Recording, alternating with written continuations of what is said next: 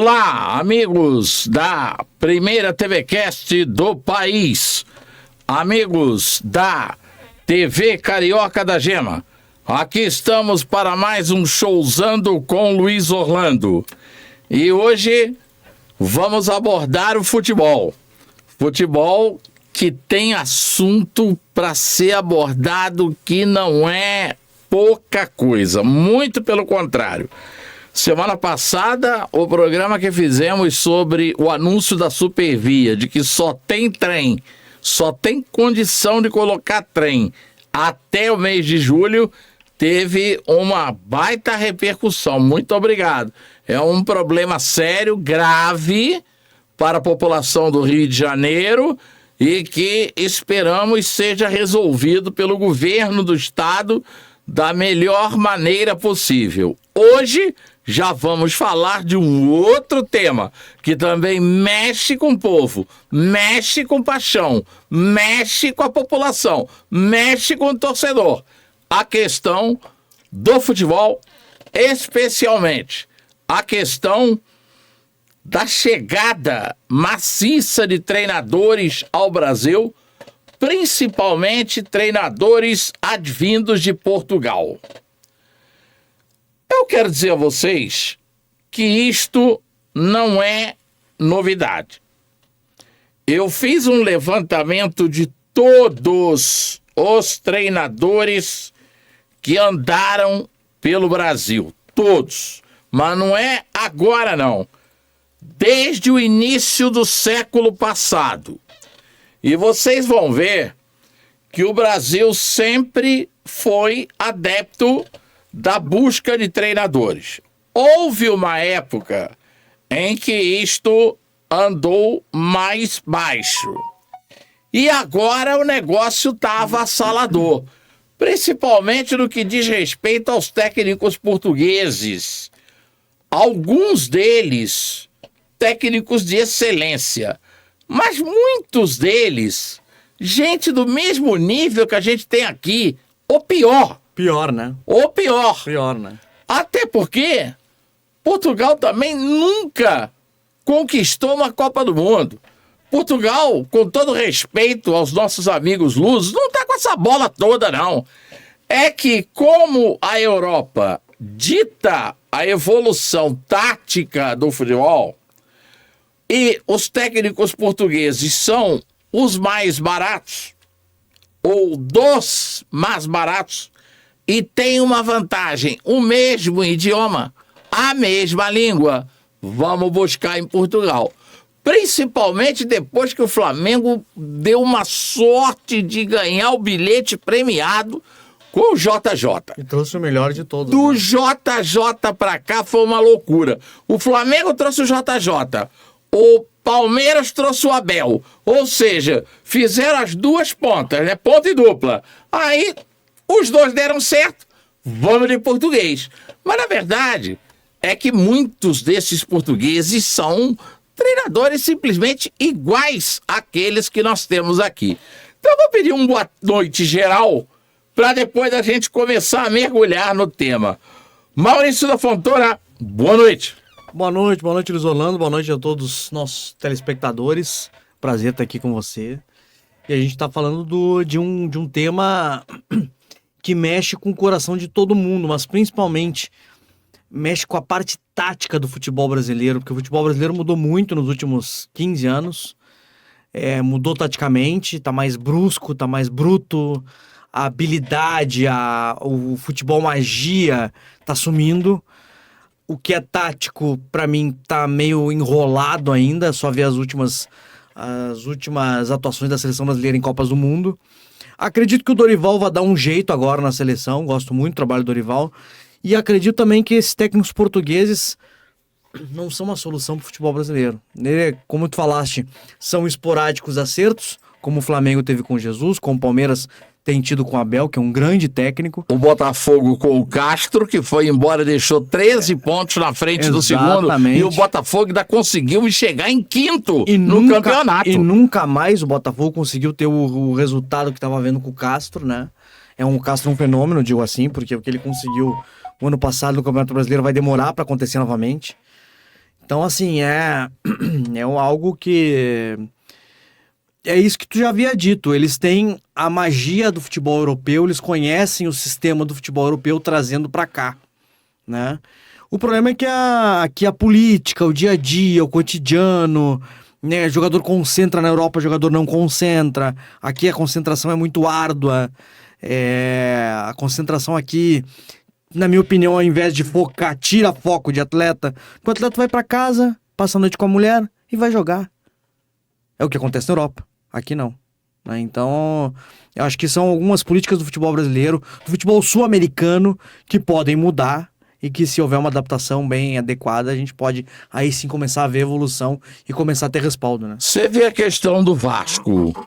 Os portugueses têm um ditado que se chama chicotada psicológica.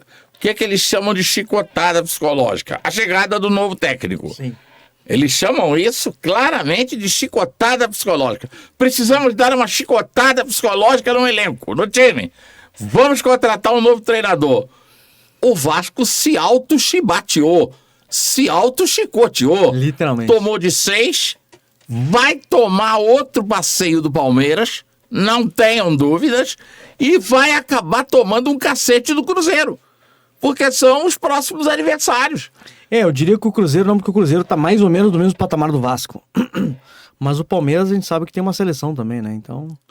Mas o Cruzeiro, mais ou menos no patamar do Vasco, ele tá mais para mais do que para menos. Então... Isso é verdade. Na minha opinião, o Vasco vai tomar um cacete do Palmeiras e é forte candidato a tomar outro do Cruzeiro. Aí, meu amigo... Não há navegante português de nenhum século, porque esse que veio aí tem cara de navegante dos mares, né? Ele tem cara de Cabral, ele tem cara dessa turma aí, né? Com aquela barba branca. Aí não há navegante português que dê resultado. Capitão Hidalgo, boa noite. Prazer em tê-lo aqui no nosso programa. Apesar de também colocarmos seus comentários sempre abalizados, sempre corretos, sempre com um norte perfeito, também no nosso podcast de WhatsApp. Mas é um prazer tê-lo aqui com áudio, com imagem, com tudo. Afinal de contas, Hidalgo, o que os portugueses e os argentinos têm que os brasileiros não têm? Por favor, plugue seu áudio, por favor. Por favor, Hidalgo, habilite seu microfone, por gentileza. Por favor. Aí, já deu. Um abraço, Luiz. Eu só gostaria que você me desse o nome do parceiro que está à sua frente, que eu não marquei aqui. Maurício da Fontoura, quase seu conterrâneo, porque ele está um pouquinho só mais adiante. Ele é gaúcho e você é paranaense. Aliás, você é paulista. Eu sou paulista. Você é paulista, mas é paranaense do coração. Foi adotado pelo Paraná e adotou o Paraná também. Foi uma adoção recíproca. Obrigado, Luiz. Um abraço, então, Maurício. É um prazer estar com você. E o Paulo, eu quero agradecer os livros, né, seu Paulo? É um grande livro, espetacular. Tive a oportunidade de ler, né? Mas esse é um tema legal, eu quero participar. Já era para ter falado a respeito em outras vezes, mas a chegada desse novo técnico, o Álvaro Pacheco, isso permite, então, fazer assim uma explanação, pelo menos eu formatei já essa questão da ideia. Nós estamos acompanhando um campeonato que era brasileiro, agora é luso-brasileiro. Perfeito, luso brasileiro. Nós temos mais de que 10 profissionais. Nós estamos aqui para rifar a todos eles. Mas eu acho um absurdo o que o futebol brasileiro está proporcionando a todos nós, da imprensa e da torcida brasileira.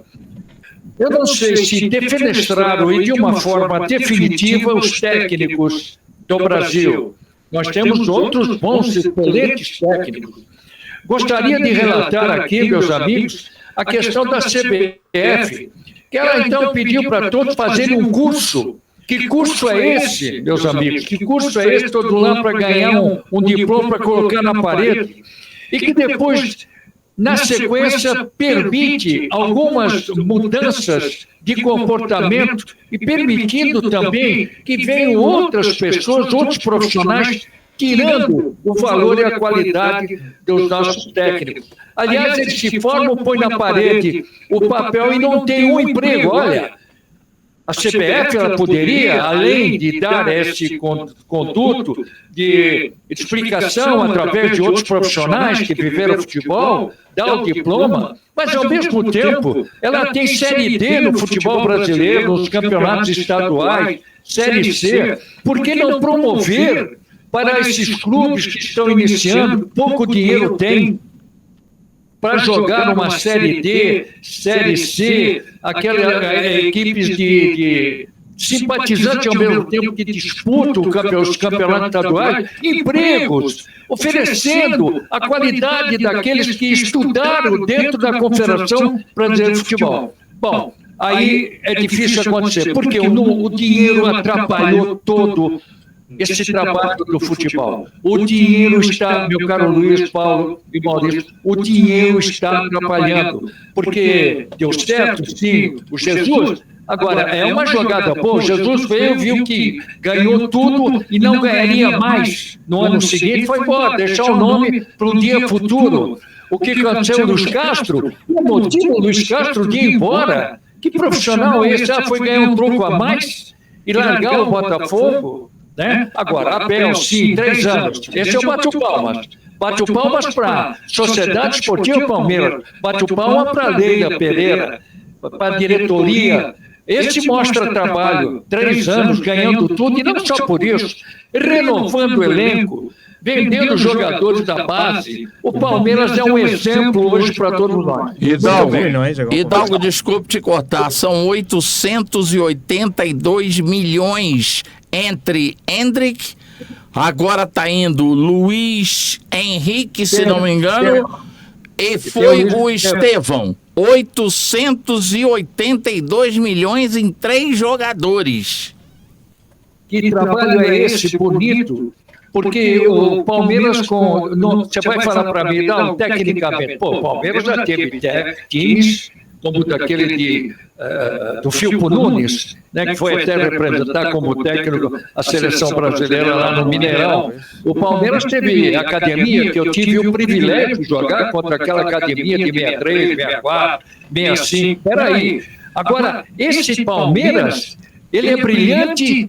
Não é que seria, tecnicamente, jogando bonito, não, ele é brilhante por objetivo, ele é brilhante pelo trabalho que é realizado, é brilhante por uma comissão técnica que está ganhando o jogo e põe 3, 4 garotos para dar minutagem dentro de uma formação de elenco, como diria você. O Santos é um exemplo. Dorval, legal, Coutinho, Pepe. Muito bem, cansou o Pepe, entrou Edu, um só. Naquela época, o Santos era uma máquina. Saiu o Zito, entrou o Clodoaldo, vai lembrando. E antes do Edu, entrou o Abel, que saiu daqui do América que jogava uma bola terrível. Lembra do Abel? Foi Edu, depois Abel, foi Pepe, Abel e o Edu. Eu tinha a oportunidade de estar também com o Abel aqui. Então, veja o reflexo do trabalho. Agora, isso você tem que fazer, nós fazemos uma crítica à direção de futebol.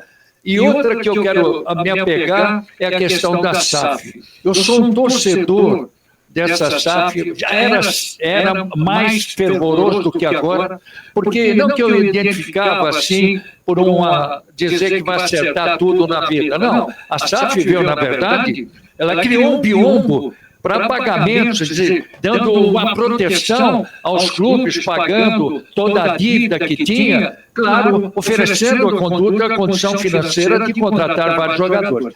E aí eu me apego, nesse caso do Vasco, que está distante de mim, vocês sabem mais, mas o que está dando de recuo prejudica isso aqueles investidores que querem entrar. Aqui é o caso do Curitiba, ainda não se acertou, pagamento fez. Ninguém pode reclamar Bem, Luiz, Paulo e Maurício, ninguém pode reclamar que não pagaram as contas, está tudo certo. Só que não tem ninguém que saiba futebol.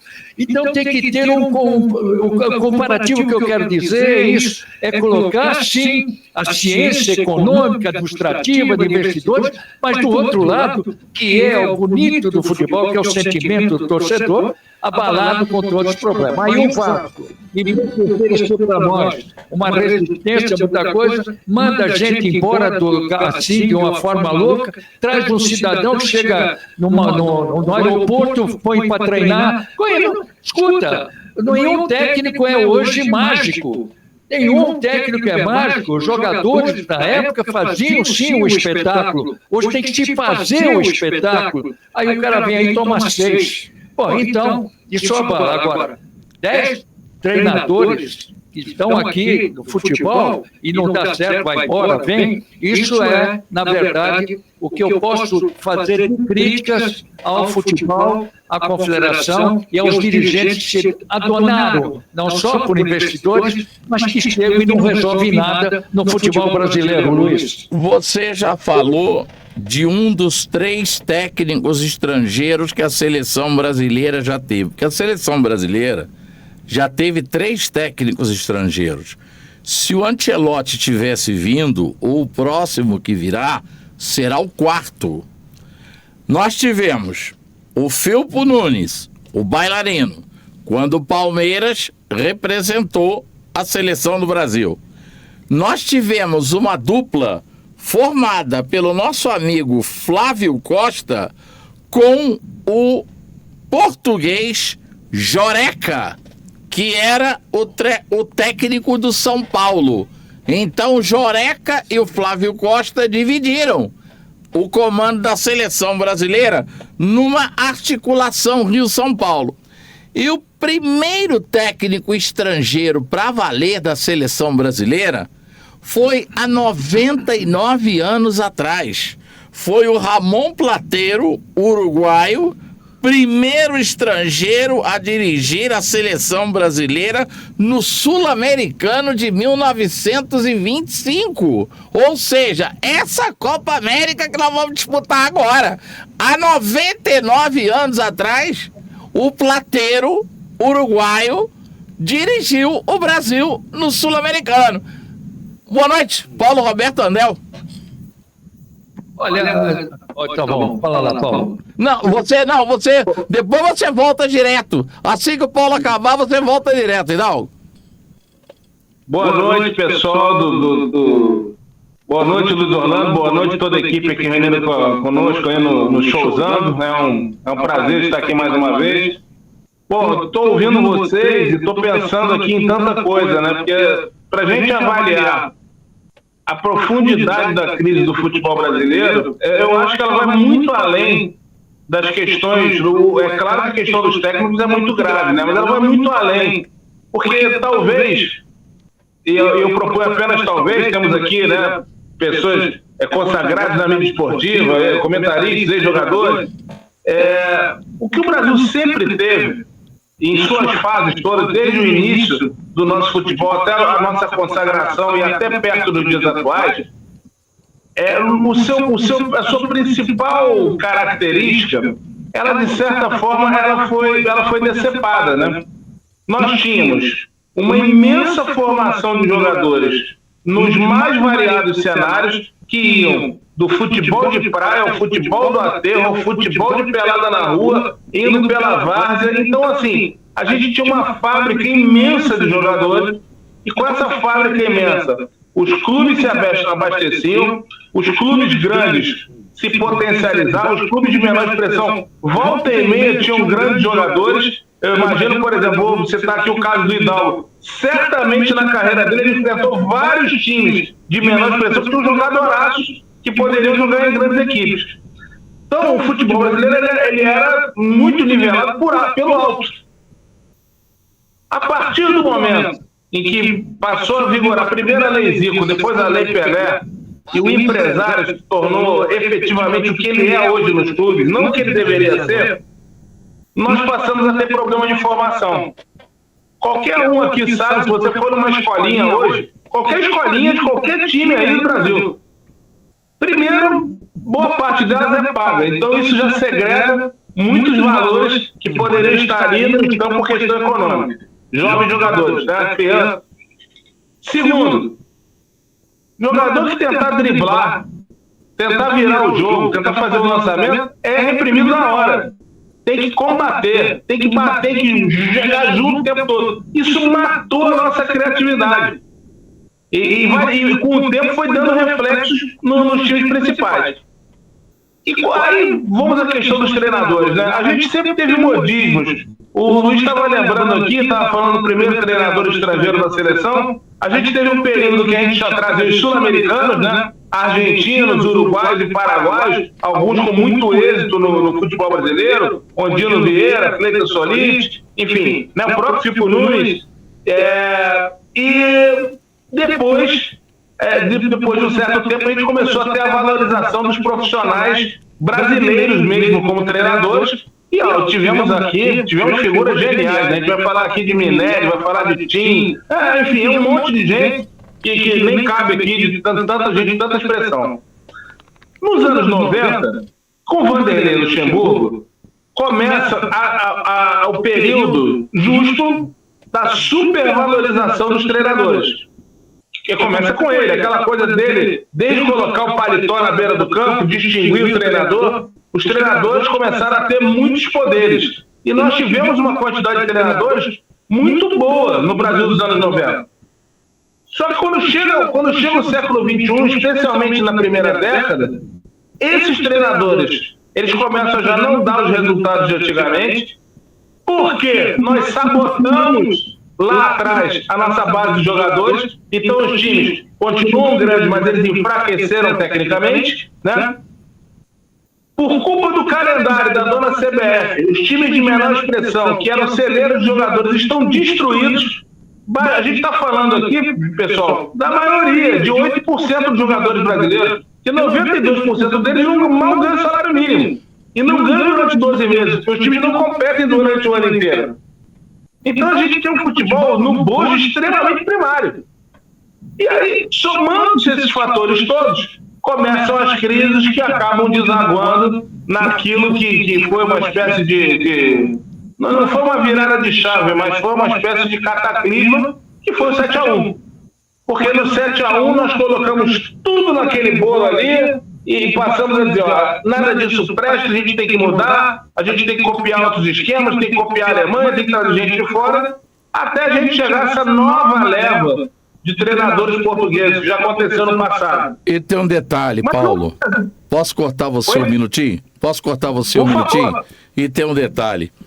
Perdemos o intercâmbio.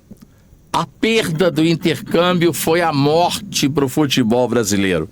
E qual era o canal, qual era a ponte do nosso intercâmbio?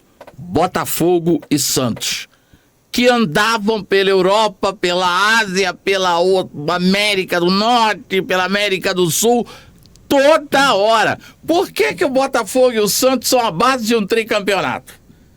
Primeiro, porque tinham jogadores fenomenais. Sensacionais. Segundo, porque eles conheciam todos aqueles caras que eles iam jogar na Copa do Mundo. Que é essa turma aí? Isso aí nós já demos neles lá não sei aonde, de 3, já demos neles lá de 5, já batemos neles de 4. Eles conheciam todo mundo. Não tinha surpresa para a seleção brasileira, não tinha surpresa para Botafogo, não tinha surpresa para o Santos. O troço era tão familiar que antes do jogo final, Brasil e Tchecoslováquia, em 62, o Mané, que era um sacana de marca maior, disse: Nilton, São Cristóvão tá aí de novo. Quer dizer, então, foi. São Cristóvão tá aí outra vez. O intercâmbio, a gente não tem mais intercâmbio, a gente não joga contra ninguém, a gente só vê pela televisão. A gente só tem ideia de que o Borussia é hoje esse time que bate esse bolão, porque a gente tem uma televisão para poder ver a final, a semifinal, as quartas de final da Champions. Senão a gente não sabia que o Borussia estava com essa bola toda. Com essa bola toda a nível de bola mesmo, com essa bola toda a nível de torcida, com essa bola toda a nível de presença de público no exterior, mandando mensagem, dando duro no próprio clube, porque está patrocinado por uma empresa de armas, botando faixa de protesto contra o próprio clube, contra a própria grana que sustenta os jogadores. Quer dizer, a gente não tem mais intercâmbio. O intercâmbio é pela televisão. Mas a televisão é uma coisa, gente. O estar lá é outra coisa. A televisão te foca o momento da jogada. Tecnicamente, você tem toda a tua plenitude. Porque o que o jogador fez ali, você vê no campo, você vê em casa, você vê tomando birita no bar, você vê em qualquer lugar. Mas e o geral? E a esquematização tática? E o posicionamento das linhas? E a distribuição dos jogadores, tanto para jogar quanto para não deixar jogar? Porque hoje o futebol nada mais é do que play and don't let play. Jogue e não deixe jogar. Aí você não tem intercâmbio. O Paulo citou um negócio que é muito real hoje, que é a parada de você ter que pagar para estar numa escolinha de futebol, né? Eu ainda, quando joguei na base do Inter e joguei na minha escola, que tinha um time muito forte, que era o Instituto Metodista União de Uruguaiana, que a gente foi bicampeão do Guribão de bola, e depois ganhamos a Olimpíada Metodista, que há muito tempo não se ganhava, que eram os torneios que se disputavam na época, né? E aí depois no Inter a gente foi campeão do FIPAM, fomos campeões do mundo, eu não participei do Mundial, mas o Inter foi campeão do mundo Sub-15, que é você poder jogar num clube que o cara vai, o empresário que tá lá, o treinador da equipe que tá lá, o olheiro do time que tá lá, vai ver se você joga bola. Ele nem tá se você tem patrocínio, se você vai pagar, se você não vai pagar, se o pai tem dinheiro pra bancar o que precisa. Se você jogasse bola, ó, você é craque, você vem. Você é bom nisso, você vem. Você é raçudo, você vem. Hoje em dia no futebol, a gente vê isso dentro do campo. Acabou a raça do jogador. O jogador hoje tira o pé toda hora, quando quer. Se o jogador tá de birra com o treinador, ele vai tirar o pé sempre. Se o jogador tá de birra com o presidente do clube, ele vai tirar o pé sempre. Se o jogador não recebeu o bicho em dia, ele tira o pé sempre. O bicho, gente. O que é o bicho hoje no futebol? O jogador não recebe bicho, o jogador não joga. O jogador já recebe um salário astronômico e ainda faz birra por estar com o bicho atrasado. É ridículo, é escroto, direito de imagem. Para jogador de futebol que na hora de falar, fala errado, não sabe o que falar. Não, mas o direito de imagem. Mas o direito de imagem, deixa eu te explicar. Direito de imagem foi uma forma que os clubes e os jogadores burlaram para não recolher imposto de renda. Ah, isso eu sei. Entendeu? Isso eu sei. Então você joga 25% dentro da carteira e joga 75% por fora no direito de imagem. Sim. O leão dança em 75%. Ele só mama o dos 25%. Por isso é que existe o direito de imagem. Agora, o Hidalgo que tá rindo, eu cometi uma dupla indelicadeza. Tomei a bola do Paulo e não passei pro Hidalgo. Mas eu vou devolver a bola pro Paulo. O que foi? Só porque eu tô preso. Não me aproveitei disso, não. Então eu vou devolver a bola pro Paulo e vou passar pro Hidalgo. O que eu queria dizer é o seguinte, o Hidalgo é testemunha, porque ele estava lá comigo. O intercâmbio é fundamental, bicho. Em 1973, nós saímos daqui do Brasil para uma excursão de mais de mês com a seleção brasileira. Jogamos com a Argélia, jogamos com a Tunísia, jogamos com a Alemanha, jogamos com a Áustria, jogamos com a Rússia. Pela primeira vez o Avelange botou um outdoor da Coca-Cola em pleno comunismo, no auge do comunismo, lá no estádio de Moscou. Tava lá Coca-Cola. Foi o Avelange que botou. O Avelange malandro, o Avelange já querendo fazer a ponte já para... Ele já tava, né? Os primeiros passos para segurar a FIFA.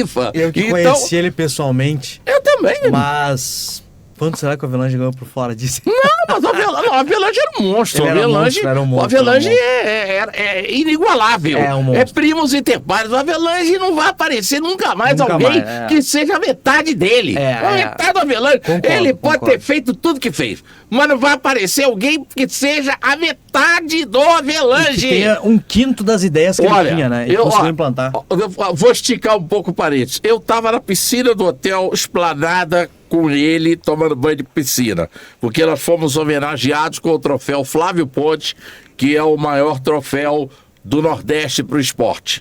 Então eu fui homenageado como jornalista e ele homenageado como dirigente.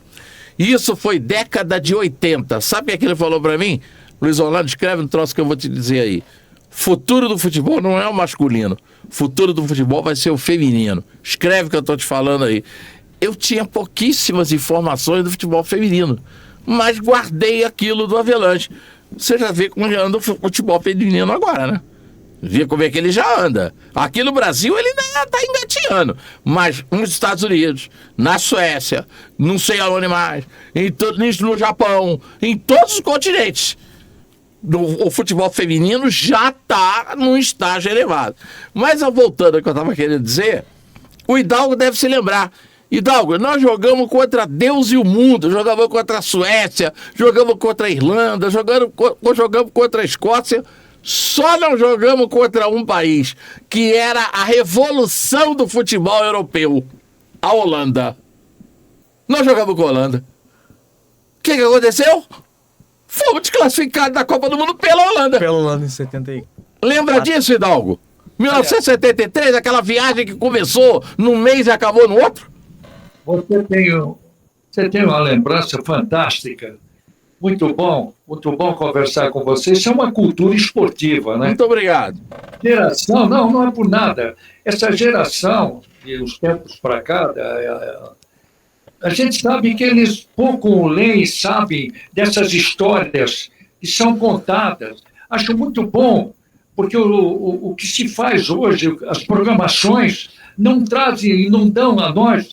Quer dizer, nós estamos sempre procurando estar no plano a plano das coisas, mas não dá, eles não se apercebem para explicar para todos o que era, o que deve ser. Quando você começa a falar o que você está falando, Luiz, é saudosismo. Pelo amor de Deus, eu aprendi, Luiz, que saudosismo, cada um conta a sua história. Isso não é saudosismo, isso é fato histórico, isso aí é registro.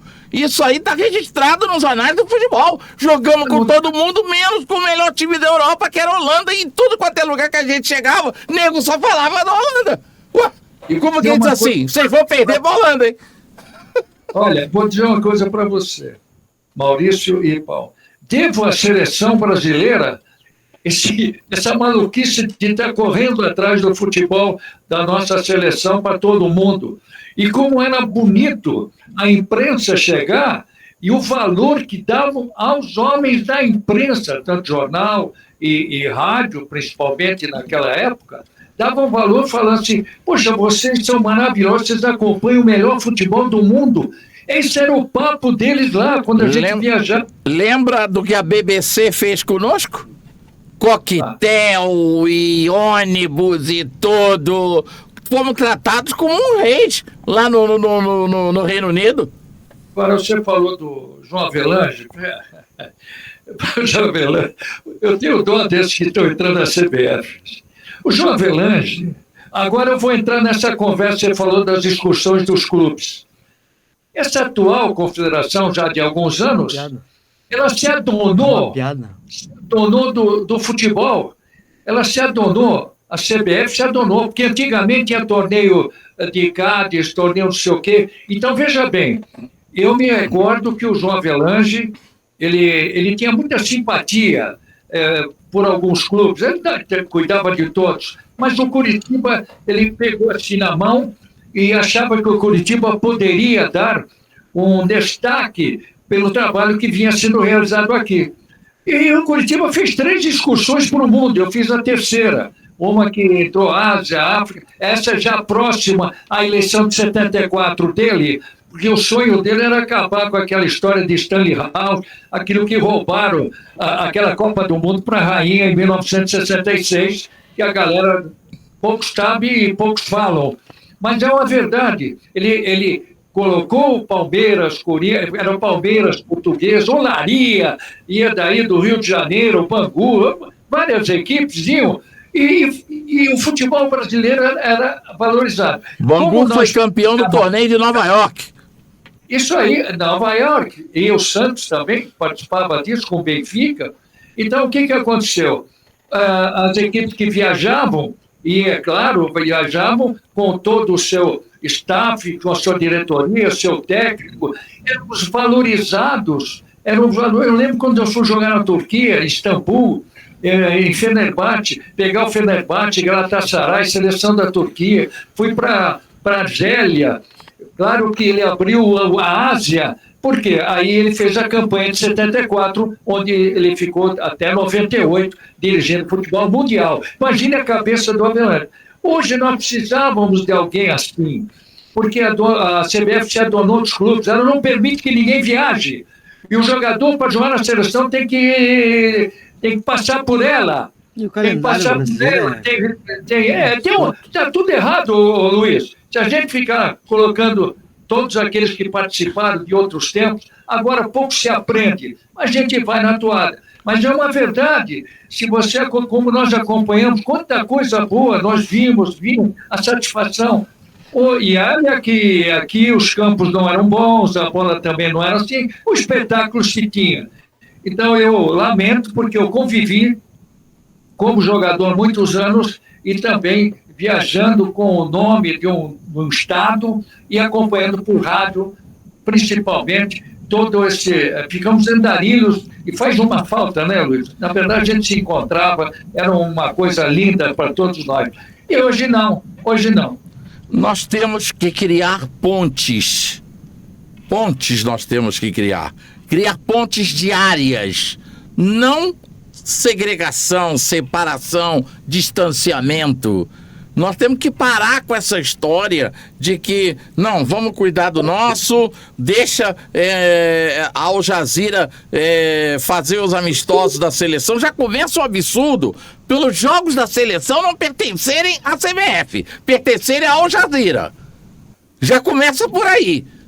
O que acontece? A Al Jazeera encastela a seleção brasileira na Europa, de vez em quando dá uma fugidinha ali para a Ásia, porque eles são de lá, e aí você só pode contar com os jogadores de lá, porque os clubes daqui não querem deixar que o pessoal cruze o Atlântico no meio da disputa do Brasil para jogar pela seleção. O primeiro absurdo já é aí. É o time não ser da CBF. A seleção brasileira não é da CBF. A seleção brasileira é da Al Jazeera. Ela é que determina os lugares, os aniversários, as datas não, porque são datas FIFA, mas ela pega as datas FIFA e ela negocia. A Al Jazeera. Se vocês não sabiam, a seleção brasileira pertence a Al Jazeera. Não é nem a Rede Globo, não. A Rede Globo só tem aqui. Ela só tem a seleção aqui. Mundialmente falando, a dona é a Al Jazeera. Agora, antes de voltar para o Paulo Roberto, essa ele vai até gostar. Tenho certeza que ele vai gostar. Eu vou contar uma passagem. 1999. Fluminense na 3ª divisão. Horta naquele esquema com Fischel e com Zé de Souza. Os três montam um esquema. Horta fica com futebol. Horta, meu professor na faculdade de Direito, meu comentarista na televisão, meu amigo, se eu preciso da sua ajuda, estou aqui. Vou lhe ajudar, que eu sei que essa parada é forte. Vou ajudá-lo. Ou seja, vou ajudar você. Essa parada é forte. Conta comigo. Acabou o Campeonato Carioca. Fluminense não jogou a final daquele ano.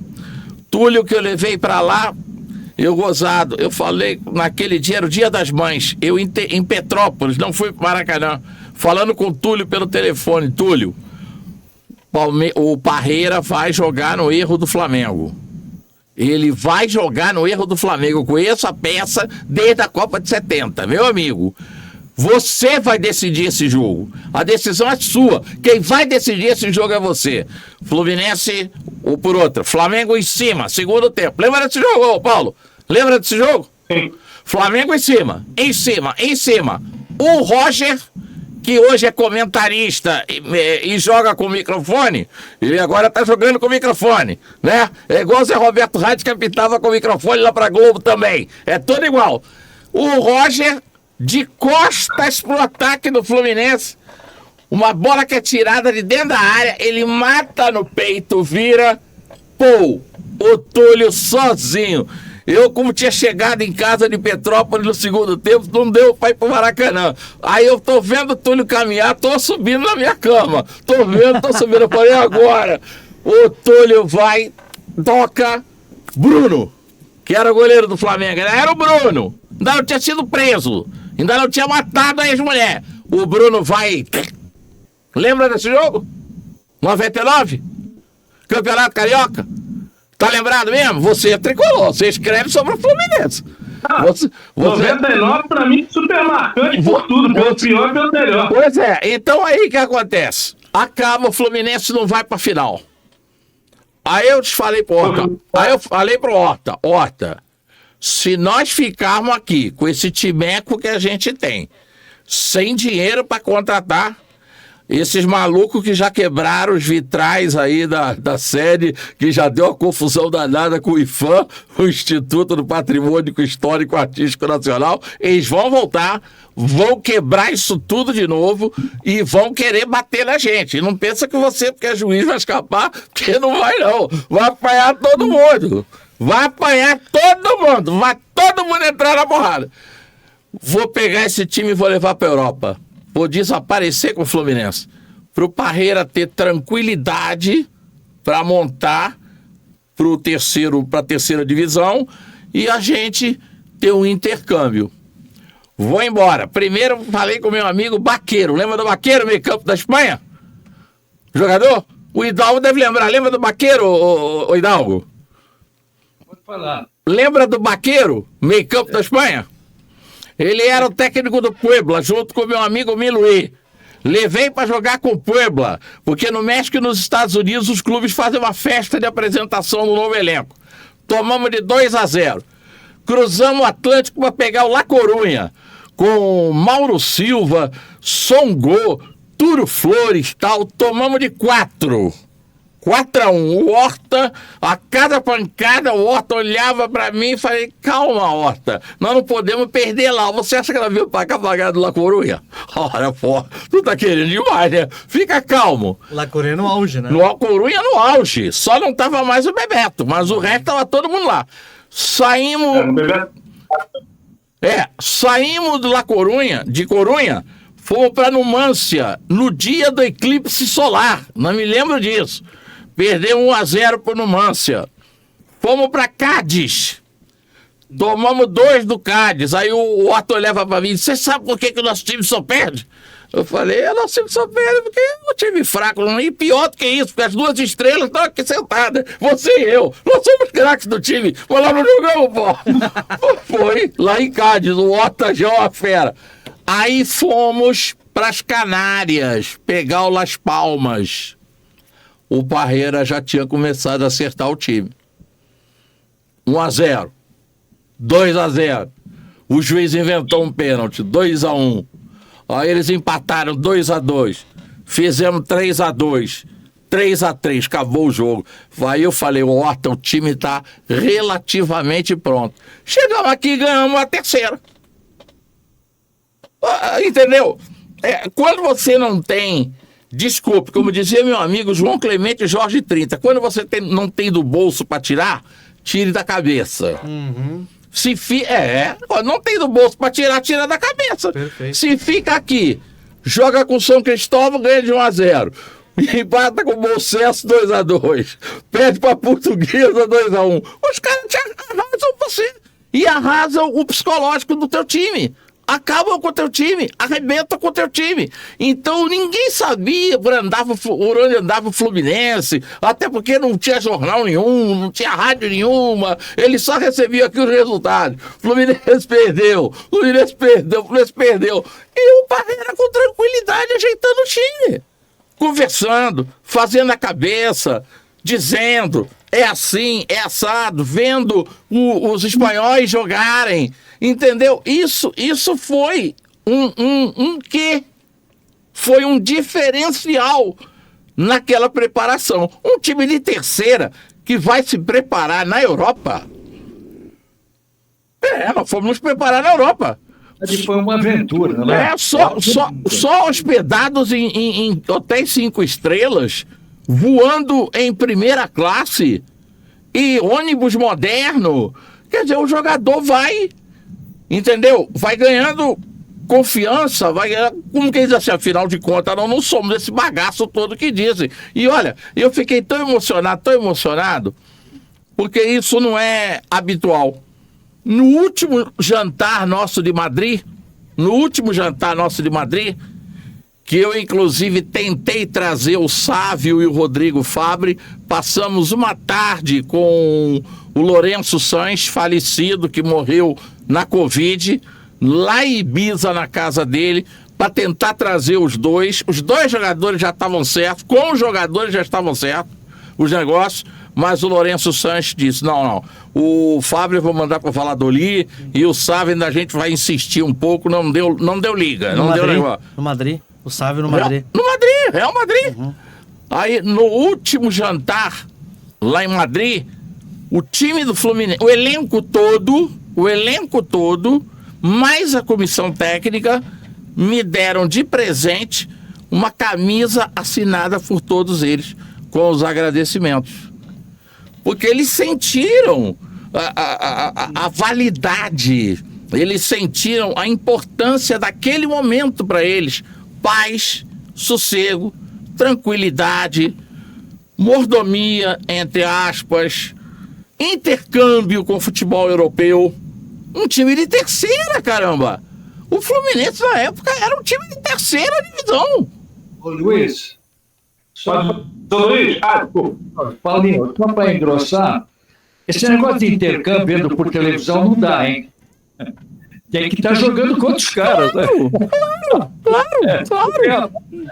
Claro. E tem mais o seguinte, em nada adicionaria, desculpe com todo respeito, você ficar fazendo aqui match treino contra a Olaria, Bangu, isso aí não vai somar nada. Agora você pega um La Coruña, tomamos de 4, mas aprendemos. Você perdendo de 4 pro La Coruña, você aprende. Tomamos de 2 pro Cádiz, aprendemos.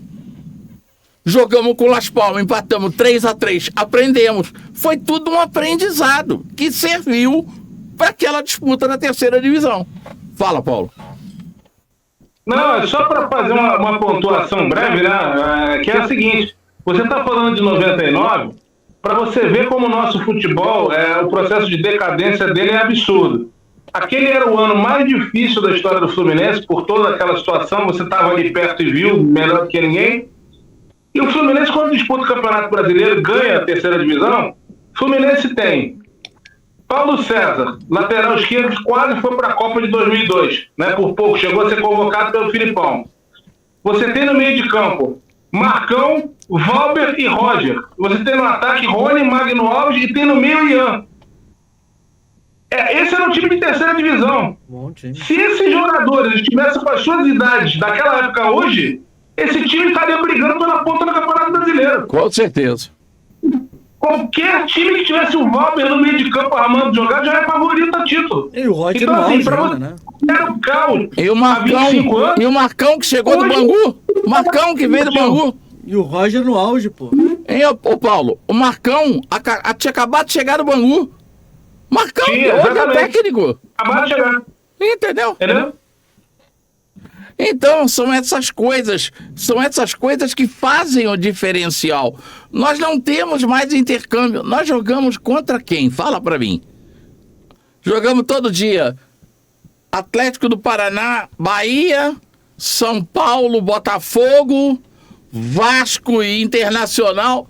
Isso não adianta, gente. A gente tem que ter intercâmbio. Lá na Europa, é um intercâmbio semanal. Não, O cara da Alemanha, toda semana ele tá jogando com o cara da Espanha, com o cara da Inglaterra. Agora, se houvesse um intercâmbio sul-americanizado, já seria um avanço gigante, né? Já teríamos um avanço gigante, já teríamos até o problema é o calendário do futebol brasileiro, que é uma bagunça. Mas Maurício, o intercâmbio na América do Sul já existe com a Libertadores da América e com a Sul-Americana. Ele já existe. Só que aqui não tem nada para dar pra gente. Nós não temos nada. O Uruguai não tem nada para dar pra gente. O Uruguai não tem nada para dar pra gente. A Argentina não tem nada mais para dar pra gente. Antigamente, pelo menos, a Argentina tinha. O Chile não tem mais nada. A Colômbia, porque a Europa levou todo mundo. A Europa dizimou o continente todo. Tá todo mundo lá. Luiz, era difícil um jogador de fora, mesmo da América do Sul, jogar no futebol brasileiro. É verdade. É verdade. Digo na minha vida que O Inter foi um precursor nisso. Esse jogador tinha sido o River, que é o Dreyer, fez parte daquele grande elenco, fabuloso elenco do Curitiba. Negreiros, Aladim, tudo no meio. Não tinha jogador do Paraguai, perto aqui do estado. Não tinha. Só você ver o Inter de 70, tinha 1 ou 2 jogadores estrangeiros, né? O Figueiredo, acho que era o único que eu lembro. Assim. Era o Figueiredo, depois como o Figueiredo deu tão certo, o Grêmio trouxe o Anchieta. Só que hoje no time titular do Inter tem 7 estrangeiros. São 7 jogadores de fora. Aí você vê... Maurício, isso aqui, ó, até uns 10. Olha... Maurício, sabe o que aconteceu? Você está falando desse exemplo que é muito bom, só que antigamente, quando eram contratados esses jogadores, mesmo com a dificuldade que o Hidalgo apontou muito bem, mas eram jogadores de destaque. Hoje a diferença, você bota qualquer um. Não importa qualquer um. Você não tem dinheiro, você vai cair assim. Ao mesmo tempo, o futebol sul-americano vive uma pobreza técnica, como raras vezes viu na tua história. Basta olhar a Libertadores, metade dela é brasileira, é um copão do Brasil com alguns convidados estrangeiros. E aí você vê a própria estrutura das competições. O Luiz está dizendo aqui pra gente a questão importante do intercâmbio. A gente não tem intercâmbio porque tem 1 milhão de jogos. Agora você vê o que é a Sul-Americana. Os times que são de segundo escalão jogam a primeira fase. Aí na fase de decisão, eles jogam com os rebaixados da Libertadores. Ou seja, é um cata-cata, que tecnicamente não vai trazer nada pra gente, não acrescenta, entendeu? Não agrega nada. Antes não, você tá jogador de exceção. Hoje qualquer time brasileiro aí tem 5, 6, 7, você nem sabe, o cara tá no banco, vem o cara da Venezuela, da Colômbia, da Bolívia, você não jogou aonde? Não sei. Foi titular onde? Não sei. Pô. Não, e tem um detalhe, teve uma época da vida... Fala, Hidalgo, fala. Que é só para dar um toque mais no que o Paulo levantou, é verdade. Vocês lembram, a Espanha não ganhava nada, a Espanha, né? A partir do momento em que deram assim um approach ao departamento de base, vocês estão falando de 1999, eu estive lá na festa do Barcelona, completando 100 anos com a seleção brasileira, um amistoso que aconteceu, e os juniores, os garotos que ganharam o título, a primeira medalha de futebol de ouro que o futebol espanhol ganhou, foi com os garotos lá que depois subiram, deu aquela sensação, depois de anos, ganharam até títulos mundiais. A verdade é que intercâmbio, você participar, intercâmbio vendo por imagem, já critica os técnicos de futebol e ele fica vendo na televisão, é difícil, até comentário como vocês fazem, o Carioca diz que no geladão, transmite futebol no geladão, né, que a galera diz, né, é complicado, só a experiência faz o cara comentar o jogo, porque na verdade, eu tenho por costume, vamos dizer, o ataque vai para, vamos dizer, o Flamengo está jogando para o lado esquerdo. Está aqui o goleiro do Flamengo, eu estou vendo o ataque. E na mesma coisa que está o Vasco defensivo, eu tenho por costume já olhar onde é que a bola tem que ir, porque está abrindo alguma coisa aqui na zaga do adversário. Na televisão não dá para ver. Então, o intercâmbio tem que estar jogando. Eu, graças a Deus, tive o privilégio de jogar no intercâmbio. Joguei contra Benfica. Os caras podem falar, o Hidalgo é abusado. Não, não só. Joguei contra Benfica, joguei contra a seleção da França, seleção da Hungria, Tchecoslováquia, Itália. Eu joguei 25 partidas internacionais. Não perdi um. Eu te dou um relatório para você, não perdi um. Aqui em Curitiba, ver o Benfica, foi uma coisa linda. Bom, Benfica, eu tinha uma foto que era o capitão do time com o Simões. O Simões era o ponto esquerdo do Benfica. Entrou o Jordão, que é o início do Jordão, no lugar do Eusébio. Sabe qual era esse ataque? Você se lembra do ataque todo? Eu me lembro do ataque do Benfica todo. Você se lembra desse ataque que jogou contra você? Eu te digo. Ponta direita, Zé Augusto. Zé Augusto era o ponta direita. Zé Augusto, ponta direita. Torres, aquele grandalhão, centroavante. Jordão, né? Eusébio. Coluna no meio campo com Jaime Graça. Era Jaime e Simões na ponta esquerda. Isso. E o pai, Simões, o pai desse rapaz que é o técnico, Antônio Pereira do Corinthians, é o Tonic, que era o volante dessa seleção. Futebol é cultura, né, Luiz? É verdade. E a dupla de zagueiros de área era Vicente e Germano. Germano Cavanhacão e o Vicente. Era a dupla de área. E era Costa Pereira o goleiro? Costa Pereira o goleiro. Eu só não me lembro dos dois laterais. O resto eu me lembro do time todo. Até porque o técnico desse time... Eu não sou abusado, não. Mas deixa eu te contar uma fala. Eu, de repente, venho dessas seleções e eu estou com o Hermes. Lembra o Hermes? Grande jogador, lateral direito. Santos jogou. Era ele e o Orlando. Orlando só que foi para o América. Aí depois o Orlando Lelé. É esse mesmo. Aí nós estamos vendo o treino, acabamos nós subimos, ficamos na arquibancada, porque no dia seguinte nós íamos jogar, né?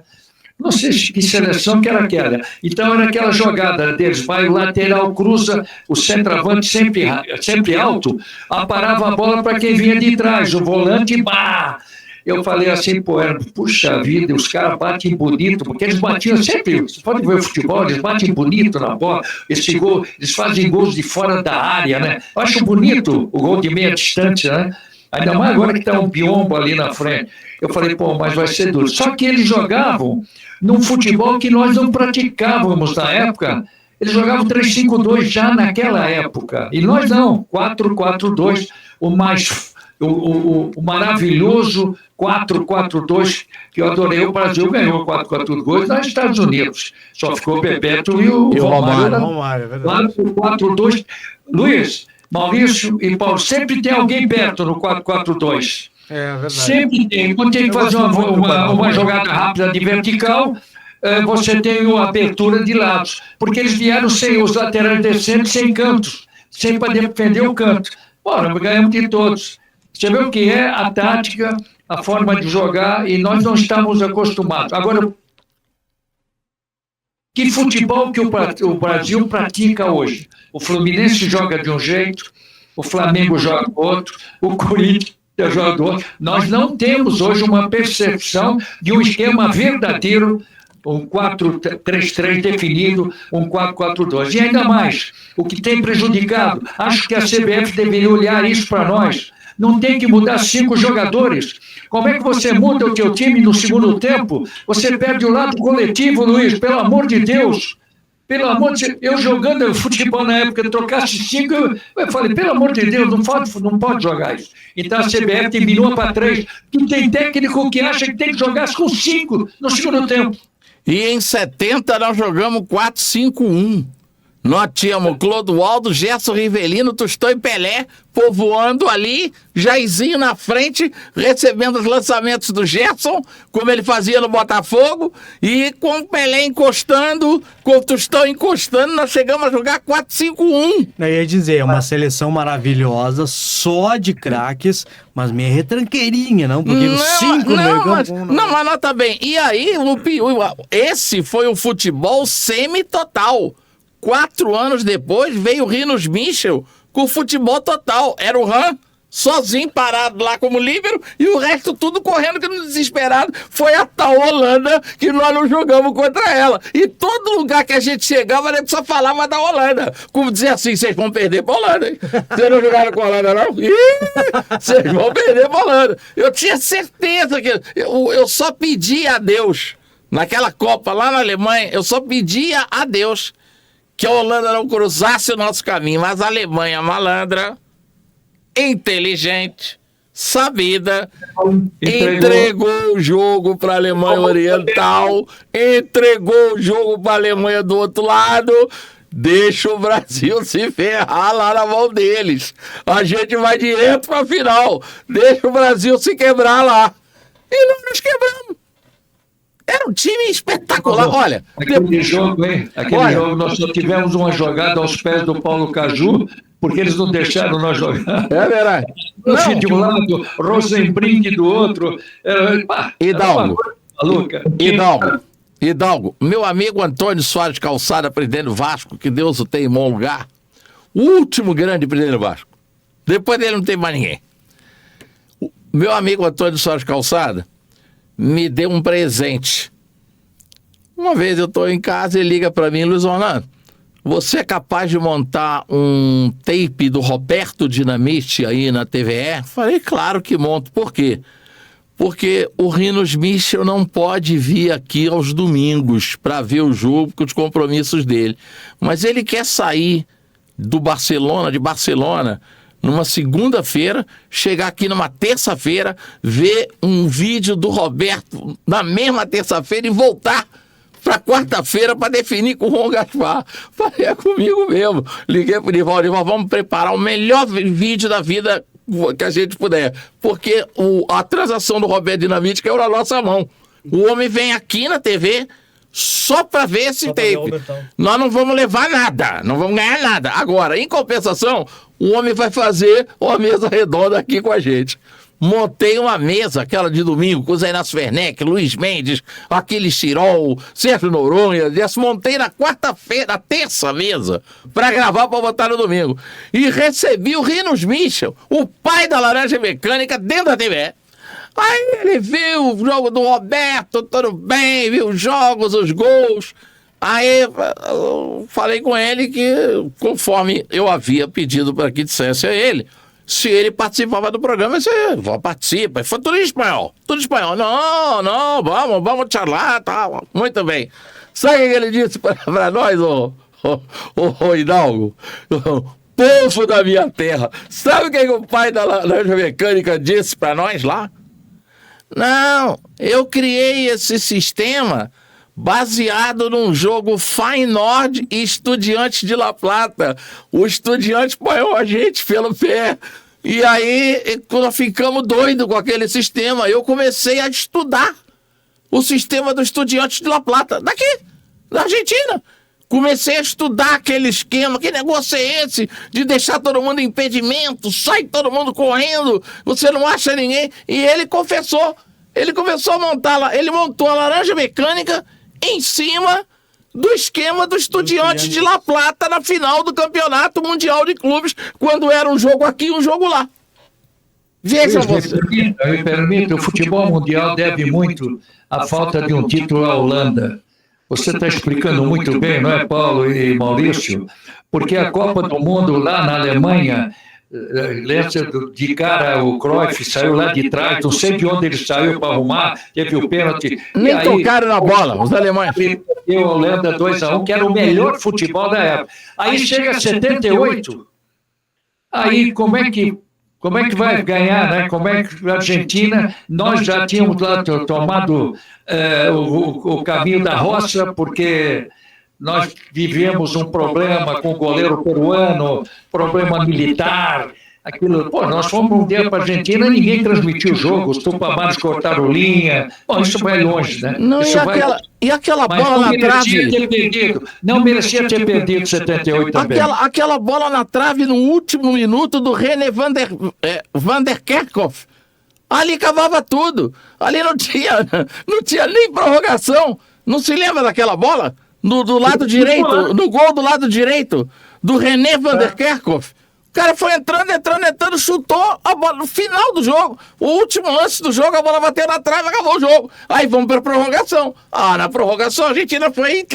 me dá que é minha. Acabava tudo ali. E a Holanda saía campeã.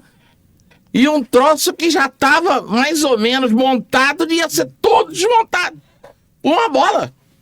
Você sabe por isso que, ouvindo um pouco mais os holandeses, eles entendiam que o Rizos Mitchell baseava-se num esquema de basquetebol.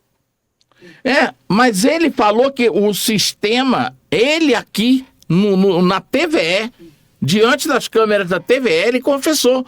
Aquele esquema nasceu do Estudiantes de La Plata jogando contra o Feyenoord. Ele começou a montar aquele esquema ali. O Estudiante saía todo, deixava os holandeses em impedimento. Ele falou, que diabo é isso? E aí ele começou a montar, fazer as adaptações. Você vê que a Holanda, toda vez, saía em disparada, ficava todo mundo com cara de bobo, de trouxa, parado em impedimento. O Estudiante já fazia isso. E aí ele foi cancelando as posições fixas, fazendo uma alta rotatividade e só deixou o líbero, só o Ram. Luiz, Maurício e Paulo, o Pedro Rocha veio jogar aqui em Curitiba em 78, foi campeão. Essa história é ótima. Ele contou para nós aqui também. Eu tinha parado em 75, mas tinha jogado contra ele. Ele foi lá no meu escritório na época, pá, e a Copa do Mundo, né? O Uruguai jogou contra a Holanda. Eu falei, e aí, Pedrão, como é que foi? E o Pedro todo elegante, grande jogador, extraordinário jogador. Ele falou, Hidalgo, 20 minutos eu não peguei na bola. Pedro Rocha, hein? Pedro Rocha. Não, e ele contou para nós aqui, nós fomos bater uma falta, bati a falta, a bola bateu na barreira, quando eu olho os caras já estavam lá embaixo. Eu fui cobrar uma falta. Joguei a bola, bati, a bola bateu na barreira. Quando a gente foi dar conta do que estava acontecendo, o time da Holanda já estava lá embaixo. Mas uma coisa relevante. E nós olhando um pra cara do outro. Mas uma coisa relevante desse time da Holanda, né? Eu já assisti vários vídeos desse time falando sobre laranja mecânica e todo o potencial que esse time tinha. Era um time que tocava muito passe, trocava muito passe, tinha um posicionamento absurdo no gramado, mas era um time que avançava, era um time que tinha intuito de fazer gol. Mas é isso. É o intuito de fazer gol. Porque hoje no futebol a gente tem times aí com 70% de posse de bola que ficam pá e não chutam uma bola em gol. E não havia posição fixa. Só quem tinha posição fixa era o Ram. O resto era tudo rotativo. Surbier, que era o lateral direito. Risberger, que era o companheiro de área com o Ram. E o lateral esquerdo era Surbier,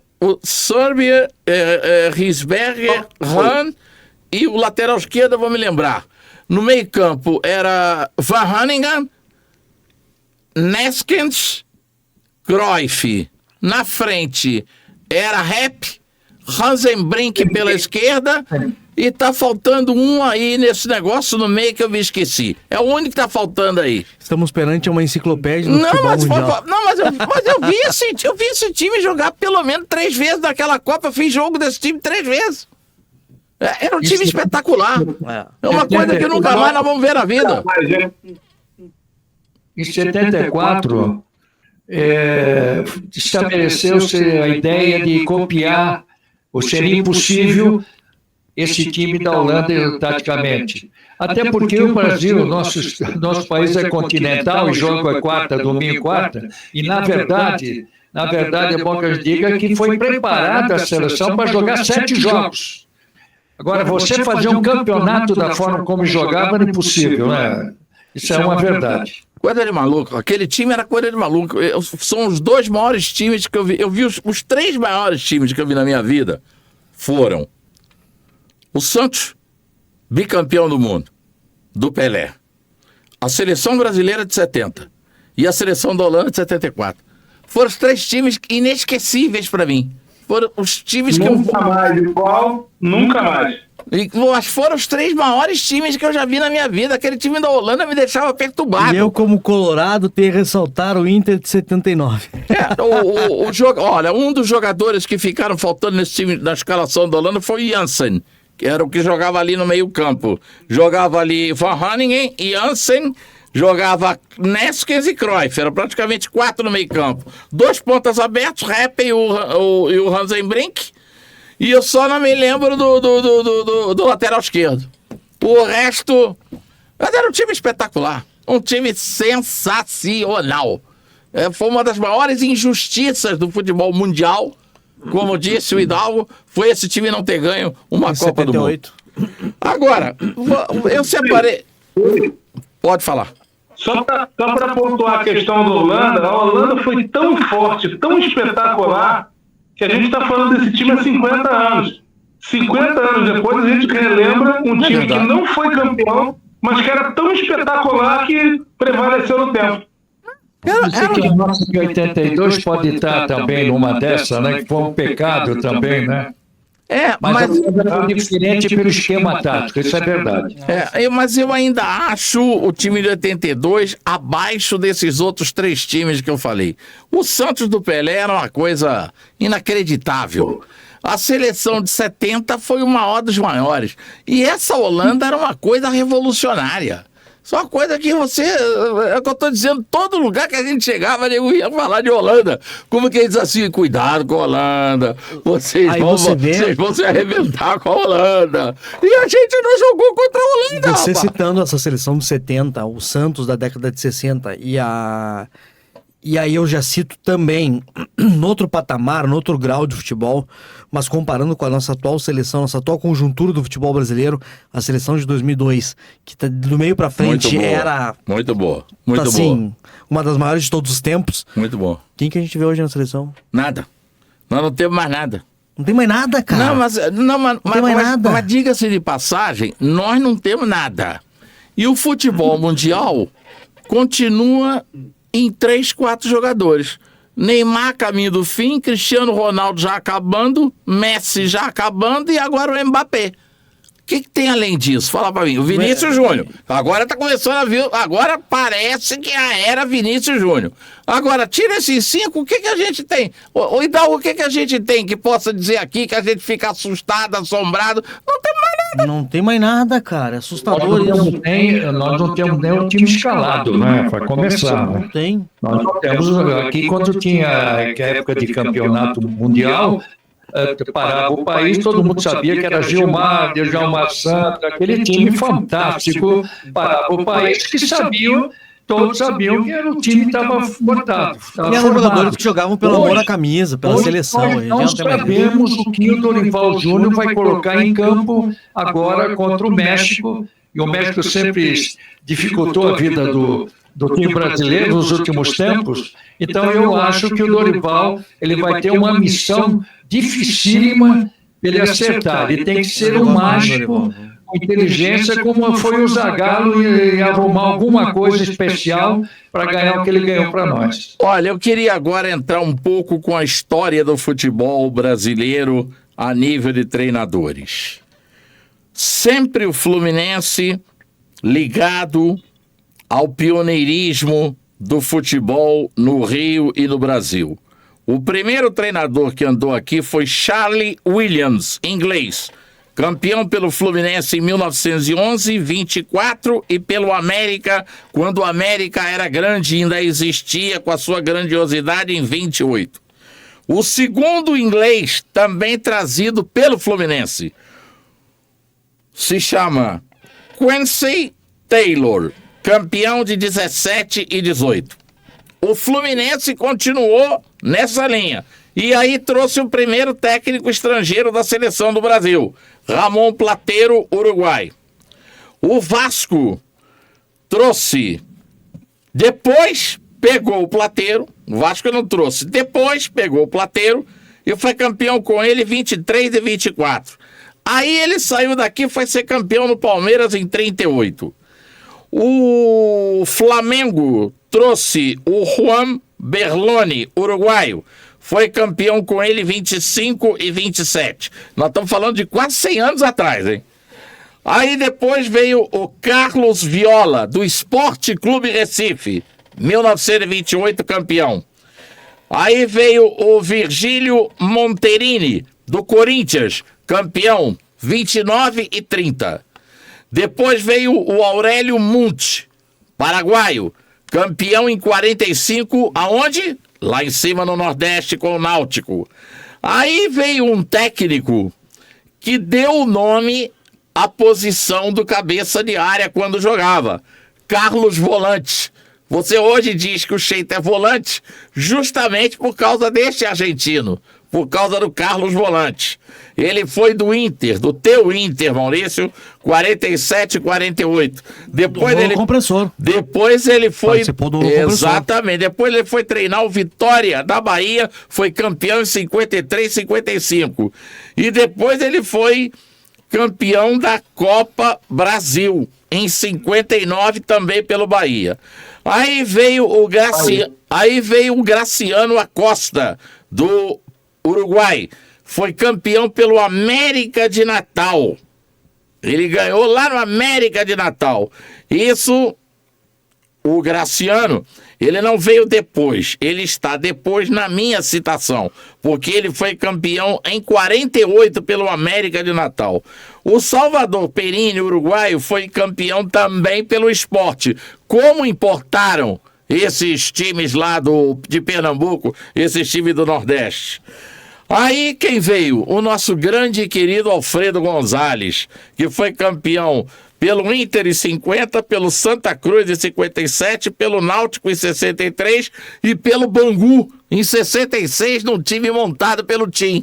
O Tim montou, o time foi embora, veio o Alfredo Gonzalez, saiu campeão 3-0 em cima do Flamengo no Maracanã, jogo da pancadaria, o Flamengo tomou de 3 e o Bangu saiu campeão com Castor de Andrade, vice-presidente de futebol, e com o seu pai, o Zizinho, Eusébio de Andrade, presidente do Bangu, 1966.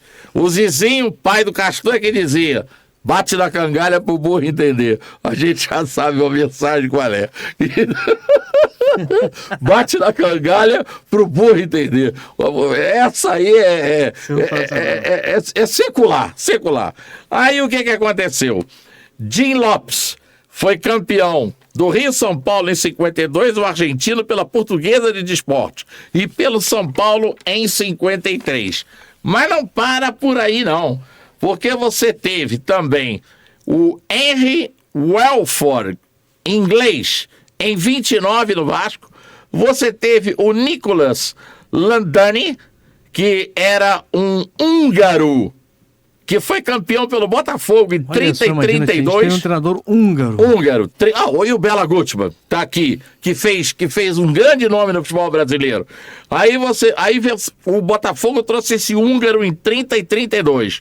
Humberto Cabelli, do Uruguai, ele foi campeão no Palmeiras em 32, 33, 34, no Rio São Paulo de 33 e no Náutico de Pernambuco por 39. Como gostava de técnicos importados, esse pessoal lá de Pernambuco, hein? Aí você tem o Carlo Magno, do Uruguai, do Fluminense, 36 e 37. Ricardo Dias, do Uruguai, campeão pelo Grêmio. Santanense, em 37, pelo Sport em 41, pelo Galo em 49, 50, 54, 55. O grande Ondino Vieira, que fez fama no Vasco da Gama, em 45 campeão, e antes no Fluminense, 38, 40 e 41.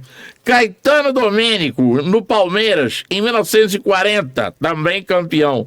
Valentim Navamuel, argentino, campeão em 42 e 43 pelo Sport. Eduardo Carbô, do Paraguai, campeão pelo Furacão. Tá aí, seu adversário, em 43. Aí você tem o português que dirigiu a seleção brasileira com Flávio Costa, o Jorge Joreca. Português, campeão pelo São Paulo, tricampeão, 43, 44, 45. Félix Magno, do Uruguai, campeão pelo Avaí de Santa Catarina, 43 e 44. No Galo, 46 e 47. E no teu Curitiba, Félix Magno, o Hidalgo, 51, 54, 56, 57, 59. 5 títulos ganhou aí no teu Curitiba.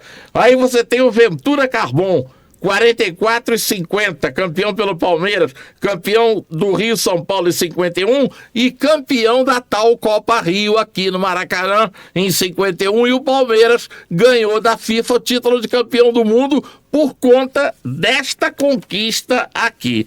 Então vocês veem que o futebol brasileiro, ele não é um futebol onde esta chegada agora foi mais maciça, foi mais em bloco. Não é um futebol estranho a técnicos do exterior, porque você ainda teria aqui José Fiorotti, uruguaio, que foi campeão pelo Sport em 53, o grande Fleitas Solis, do Flamengo, paraguaio, campeão em 53, 54, 55, no tricampeonato do Flamengo, do Rio de São Paulo em 61 pelo Flamengo, do Bahia, 70, 71, você tem o Dante Bianchi, da Argentina, do Sport, que ganhou 56 e 58, Bela Gutmann, o húngaro que eu te falei, que foi campeão no São Paulo em 57. Rafael Bria, paraguaio, campeão pelo Paysandu em 1957. Você tem o Ianos, nome é Ianos Tatrai, outro técnico que também fez nome, campeão pelo Ceará em 61. E agora, os mais recentes. Filpo Nunes, o argentino, esse já é da década de 60, foi campeão pelo Palmeiras de 65. O Juan Celli foi campeão pelo Sergipe em 64, 82, 84, pelo Itabaiana em 73, 78, 79, 80 e pelo Confiança em 65 e 90. Só em Sergipe ele ganhou 1, 2, 3, 4, 5, 6, 7, 8, 9 títulos em 3 times diferentes. Do Armando Renhaneschi, hein? Vou chegar exatamente nele agora. Flamengo 65, o Renga, o que eu também conheci muito, e campeão pelo Curitiba, aí, seu time, campeão em 74 pelo Curitiba. O Juan Álvares, do Uruguai, campeão pelo Paysandu em 65, 66, 71, 72, 76 e pelo Remo em 77. 1, 2, 3, 4, 5, 6 títulos só no Pará. O Júlio Vélez, do Uruguai, que ganhou no Amapá 71 e 72. E esses que estão aí hoje, Emiliano Dias, filho do Ramon Dias que já foi embora, Sapinto, Domenech Turan, Sampaoli, Gustavo Morínigo e o Vojvodina, sem falar desses principais que hoje atuam nos grandes clubes daqui do Campeonato Brasileiro. Aí você vai colocar o Álvares do Vasco, você vai colocar o Petit do Cuiabá, você vai colocar o Zubeldia, que para mim é um grande treinador do São Paulo, e você vai botar o Abel Ferreira do Palmeiras, e isso aí ao todo você vai chegar a 10, que são os treinadores que hoje manipulam taticamente metade da Série A do Campeonato Brasileiro. Deixa eu aproveitar e mandar um abraço para Curitiba, né? Cidade onde eu morei 2 anos e meio. E morei lá no bairro Batel. Carinho grande que eu tenho pro Curitiba. Então, deixar um abração pra galera aí, os conterrâneos de Hidalgo aí. E um abração para todos. Os 10 que hoje estão por aqui dando as cartas no Campeonato Brasileiro são o Abel Ferreira do Palmeiras, o Petit, que é um português nascido na França, mas que escolheu a cidadania portuguesa do Cuiabá, Eduardo Cudê, do seu Internacional, Teve no Atlético Mineiro o também. argentino, Ramon Dias, que já foi embora e agora está o Álvaro Pacheco, o Pedro Caixinha, que está se dando bem no Red Bull, o Antônio Oliveira, que está no Corinthians, o Gabriel Milito, que está no Galo, e o Arthur Jorge, que está aí no Botafogo. Portanto, aí estão, isso aí é histórico, né? Aqui já é história, aqui já não é debate. Todos os homens que andaram por aqui. Veja bem, e não é que seja falado, não. Eles foram grandes profissionais, Gostei quando você falou do Zubeldia. Muito bom. Me dá a impressão que esse rapaz aí, o que ele transformou São Paulo é uma brincadeira. Mas é o acúmulo de técnicos do meu país. Você disse agora no começo, Portugal não ganhou nenhuma Copa do Mundo, e quando ganhou, aliás, um terceiro lugar, foi em 66 contra o Glória. Não que a gente estivesse aqui para só fazer críticas a eles. Quando o técnico chega, como vocês falaram desse rapaz Luiz Zubeldia, né? Zubeldia. A gente aplaude, como o Herman Crespo, que estava também no São Paulo. Muitos deles a gente, claro, de uma forma até isolada. Claro, tudo é bom, esse intercâmbio, tal do intercâmbio. Mas do jeito como está, não vai dar certo. Tenho certeza disso. Você tem que trazer gente de qualidade. Você tem que trazer um JJ, tem que trazer um Luiz Castro, você tem que trazer um Abel Ferreira, tem que trazer um Zubeldia. Gente de qualidade, né? Trazer estrangeiro. Exatamente. Trazer estrangeiro só por trazer. Mas acontece que financeiramente, os clubes brasileiros, eles só podem trazer até aí, até esse nível. Acima disso, eles não têm condições, não têm capacidade financeira. Eu dei muita gargalhada quando disseram que aquele Ancelotti ia deixar o Real Madrid para vir para a CBF. Eu só perguntava o seguinte, ele vem fazer o que aqui? O que ele vem fazer aqui? Ele treina o maior time do mundo. Ele tá no maior clube do mundo. Por que o cara vai largar lá pra fazer o quê aqui? E pegar uma seleção capenga ainda. Não tem nem sentido um treco desse. Não tem sentido. Qual é o sentido que tem o Guardiola largar o Grupo City lá na Europa pra vir treinar a seleção brasileira? Tem sentido isso? Não tem. Qual é o sentido que tem o Ancelotti largar o Real Madrid para vir treinar a seleção brasileira? Nem o Mourinho.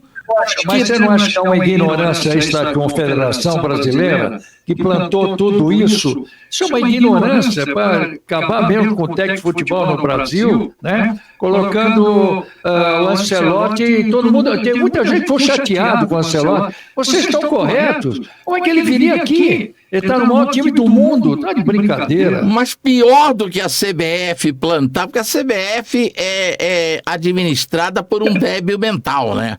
Esse Edinaldo é um débil mental. Total, completo, absoluto. Devia ser. Ofendendo os débeis mentais. Não, devia ser Edinaldo e o pessoal do Ceará. Lembra daquele conjunto? Só falta o pessoal do Ceará. Edinaldo e o pessoal do Ceará. Os caras tocando guitarra e ele cantando, porra. É um idiota, um imbecil, um débil mental. Agora, o pior não é nem isso. O pior são rádios, TVs, sites de responsabilidade darem isso como notícia verdadeira. Toda vez que eu falava do Ancelotti, eu só falava isso. Mas o que esse cara vem fazer aqui no Brasil? Ele tá no maior clube do mundo, ele tá no maior lugar do mundo para se morar, ele tá ganhando o que ele quer. O que ele vem fazer aqui? Não, e tem todo o respeito, glamour e pedestal do mundo no Real Madrid. Só se ele fosse mais doente do que esse Edinaldo. Só se ele fosse mais imbecil do que esse presidente da CBF. Não vou largar tudo porque eu vou pegar a seleção brasileira. Mas como se hoje a seleção brasileira correspondesse a qualquer grande coisa no futebol mundial. Que não corresponde, infelizmente. Ela tem tradição. É a mais tradicional. Mas hoje ela não é nada. Sinceramente, dentro da configuração que foi feita, que foi tramada, que foi dita, eu acho que isso foi um blefe da CBF e da imprensa brasileira, porque jamais se ouviu o Lancelotti falar assim, vou largar o Real Madrid. Mas é isso que eu te digo. A imprensa... Mas a imprensa... O técnico do Fluminense a comandar a seleção que só fez caca. Mas a imprensa, tirando a Rede Globo, que é totalmente comprometida com a CBF, a Rede Globo é uma extensão da CBF no futebol. Entendeu? Ou talvez a CBF seja uma extensão do Departamento Esportivo da Rede Globo. Eu acho que está melhor colocado assim. Eu acho que assim Departamento Esportivo da Rede Globo tem mais poder do que a CBF. Então a CBF é uma extensão. Tirando isso, é uma irresponsabilidade de qualquer veículo que leve uma informação dessa a sério, bicho. É a mesma coisa agora no Vasco. O Vasco vai contratar Felipe Coutinho e Thiago Alcântara. Eu falei ontem, hoje, só assaltando o banco.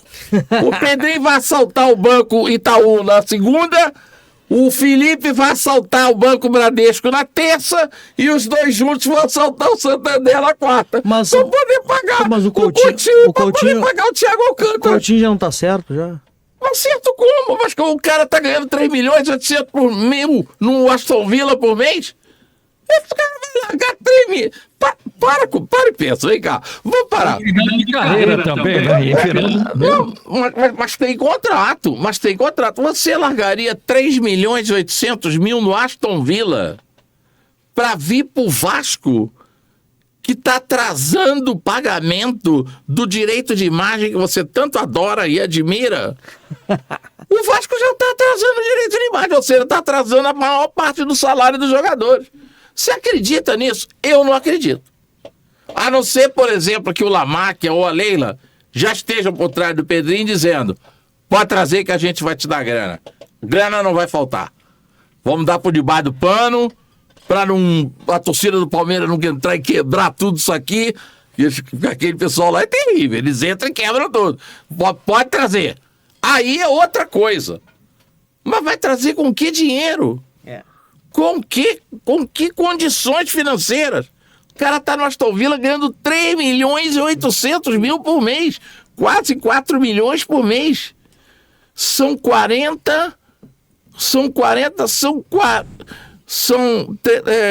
10 meses seriam 38 milhões, né? E mais 2 meses, vamos arredondar, quase 50 milhões um ano. Como é que o Vasco vai pagar 50 milhões por um cara desse? Pô, mas aí você vê a diferença, ó. Tem que pensar assim, ó. O Inter tá já com pré-contrato com o Oscar. O Inter tem outras... Não, mas aí é que tá. Deixa eu explicar. Deixa eu explicar a situação. vielas. Deixa eu explicar a situação. O Inter tá com pré-contratos com o Oscar. O Oscar tá jogando na China, ganhando 10 milhões de reais por mês. E aí o Inter assinaria um contrato com ele pra ganhar 2 aqui. Ele tem Essa mágica não existe. E ele tem 32 anos. Mas essa mágica não existe. Tem alguma coisa por trás disso aí. Tem a questão da venda das camisas, ele vai ganhar em questão de tem marketing coisa por trás disso aí. Ninguém, mesmo com 32 anos, troca 10 milhões por 2 milhões. Não troca. Ainda mais jogador de futebol. Você mesmo disse, jogador de futebol já ganha uma fortuna, briga por um bicho de 300 reais. Se você não der 300 reais pra ele do bicho, ele já quer brigar com você. Você me prometeu. Porque jogador de futebol só tem 2 categorias iguais. O Hidalgo sabe disso. Ele sabe. Ele foi jogador, tirando as exceções de comportamento como ele e tal. O jogador de futebol é igual a criança. É igual a criança. Se você prometer alguma coisa pro jogador de futebol, bicho, você vai ter que pagar de qualquer maneira. O Hidalgo rindo, né? Não, o jogador de futebol é igual a criança e a moça dadivosa. Se você se comprometer com a moça dadivosa de dar o dinheiro pra ela, tu vai ter que dar. Vai ter que dar, senão tu vai passar vergonha, vai passar vexame, vai passar dor de barriga, vai ter quebra-quebra na porta da tua casa, tá? Tu vai pagar. Sim, sim. E criança. Então você mesmo acabou de dizer que tem jogador que ganha não sei quantos milhões e que fica chiando pro bicho de 300. Como é que o cara vai largar 10 pra ganhar 2 milhões? Essa mágica não existe. Você acredita numa mágica dessa, Hidalgo? Você acredita nisso? Sabe o que atrapalha? Esse dinheirama aí está atrapalhando e nem todo mundo sabe trabalhar com o dinheiro e falta isonomia no futebol brasileiro. Ficar num padrão de igualdade não existe mais. Se você olhar bem o Campeonato Brasileiro, Maurício, Paulo e você, Luiz, se você olhar o Campeonato Brasileiro, Série A, são 5 times. outros 5, 6 brigam para ter uma Copa do Brasil, uma Libertadores, e os 5, 7 de baixo, que não tem o mesmo dinheiro para contratar jogadores. Pô. Você vê o Cuiabá, não ganhou um ponto, sonhou, chegou na Série A, e olha que tem condição, o clube tem, mas não tem para isso, então não tem isonomia, está tudo atrapalhado.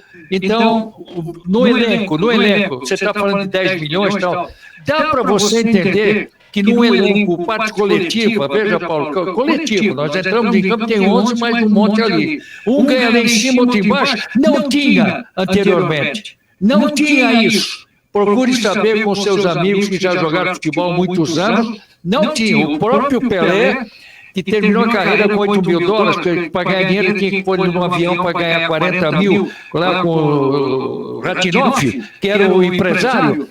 Não ganha, gente. Ninguém ganha mais do que o outro. Não ganha. Agora chega não. Outro ganha 10 milhões, outro 2, e querem que jogue bem coletivamente. Ô, Hidalgo. Vai dormir, né? Ô, Hidalgo, um dos nossos escritórios aqui no centro da cidade do Rio de Janeiro era no edifício Nogales, Rua México 119, 402. Embaixo do nosso escritório ficava o escritório do Michel Assef, ex-vice-presidente do Flamengo jurídico e pai do futuro presidente. Não, o futuro presidente vai ser o filho do Duque de Abranches. E pai do Michelzinho Assef. Então nós estamos chegando um dia para o escritório, eu e meu pai. Abre o elevador, quem sai? Pelé. Pelé gostava muito da gente, particularmente do meu pai. Orlando e tal. Aí disse papai para ele, ué, não tinha parado? Vai voltar? Aí ele pro meu pai, Orlando, tô precisando de grana, Orlando. O Pelé foi ganhar dinheiro a partir do Cosmos. O Pelé aqui não ganhou nada. Nada. Falou no ouvido do meu pai. Orlando, tô precisando de grana, Orlando. Ele só foi ganhar dinheiro no Cosmos, depois do fim da carreira. Porque ele encerrou a carreira no Santos. Aí ele reabriu a carreira no Cosmos. E reabriu para poder ganhar dinheiro. Até porque o Pelé quebrou. O Pepe Gordo quebrou ele na Sanitária Santista. Ele quebrou numa fábrica de macarrão lá em Manaus. O Pelé só veio ganhar dinheiro depois que parou de jogar futebol. É verdade. Isso, é verdade. Ele entrou no mundo americano de marketing. Aí ele começou a ganhar dinheiro. Até filme fez, né, Luiz? Muito dinheiro. Ele, né? Só veio, mas lá, até aqui. Vocês sabem por que o Pelé saiu da seleção? Vocês não sabem por que o Pelé abandonou a seleção. Você sabe, Paulo? Sabe, Hidalgo? Porque o Brasil foi campeão, isso eu vou contar pra vocês, não foi nada de que ele achou que já tinha dado tudo pelo futebol brasileiro, não, nada disso, até porque de noite, depois daquele jogo da Iugoslávia no Hotel Savoy Otton, eu fui lá, nós nos dávamos bem, fiz uma entrevista exclusiva com ele, ele falou pra mim, ó Luiz, até aquele momento eu tava firme no cavalo, quando eu dei a volta, vi o povo dizer, fica, lenço branco ali, eu posso te dizer que eu balancei, mas eu tava firme, sabe por quê? Porque o Pelé chegou para o Avelange. Depois do Brasil campeão em 70, ele disse o seguinte, ô João, eu quero uma cota para mim em cima dos amistosos da seleção brasileira. À parte. Eu quero uma cota. Uma cota é minha.